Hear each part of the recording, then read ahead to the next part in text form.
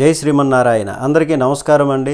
ప్రతి తల్లి తండ్రి కూడా పిల్లలకు ఈ 4 విషయాలను చెప్పి వాళ్ళకి మంచి గుణవంతులుగా తీర్చిదిద్దే బాధ్యత తల్లిదండ్రులపైన ఉందండి.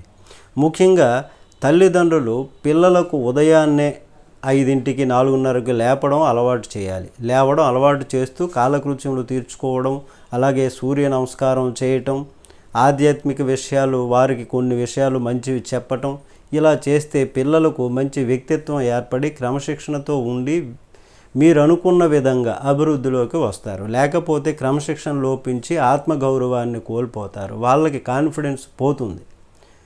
లక్ష్యం చేరుకోలేమన్న భావనతో ఉంటారు వాళ్ళు. వాళ్ళలో వాళ్ళకి తెలియని ఆందోళన, టెన్షన్ మొదలవుతుంది. గెలవగలము, విజయం సాధిస్తాము అన్న భావన నుంచి విజయం సాధించలేము అన్న ఆ భావనలోకి వచ్చేస్తారు. ఇట్లాంటి భావన ప్రమాదకరమైనది. అప్పుడు ప్రతి విషయానికి ఫీల్ అయిపోతూ ఉంటారు. ఇట్లాంటి వాళ్ళు వాళ్ళ ఈగోను సాటిస్ఫై చేసుకునే నిర్ణయాలు తీసుకుంటే తప్ప ఉపయోగకరమైనటువంటి పనిపై నిర్ణయం జరగదు.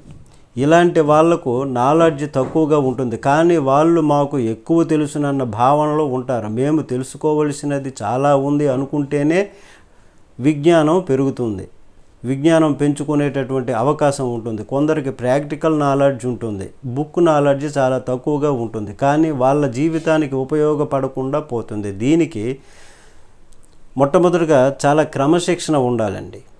అలాగే రెండవది నమ్మకం ఉండాలి. ఏ పని చేసినా ఆ పని మీద మనం సాధించగలము, విజయాన్ని సాధిస్తామన్నటువంటి నమ్మకం కావాలి. అలాగే లక్ష్యం ఉండాలి. మూడవది, ఆ పని ఫలానా విజయం కోసం ఈ లక్ష్యాన్ని నేను ఏర్పాటు చేసుకున్నాను, దాన్ని నేను సాధించాలి అన్నటువంటి తాపత్రయం ఉండాలి, తపన ఉండాలి, లక్ష్యం ఉండాలి, మంచి క్యారెక్టర్ ఉండాలి. అన్నింటికంటే మించి మంచి గుణాలు కలిగి ఉండాలి, మానవత్వ దృక్పథాలు కలిగి ఉండాలి, పెద్దలను గౌరవించాలి, అలాగే తను చేసిన తప్పు తాను తెలుసుకునేటట్లుగా ఉండాలి. అట్లాంటి మంచి క్యారెక్టర్ ఉండాలి. ఈ 4 లేకపోతే జీవితంలో అభివృద్ధిలోకి ఎవరు కూడా రాలేరు.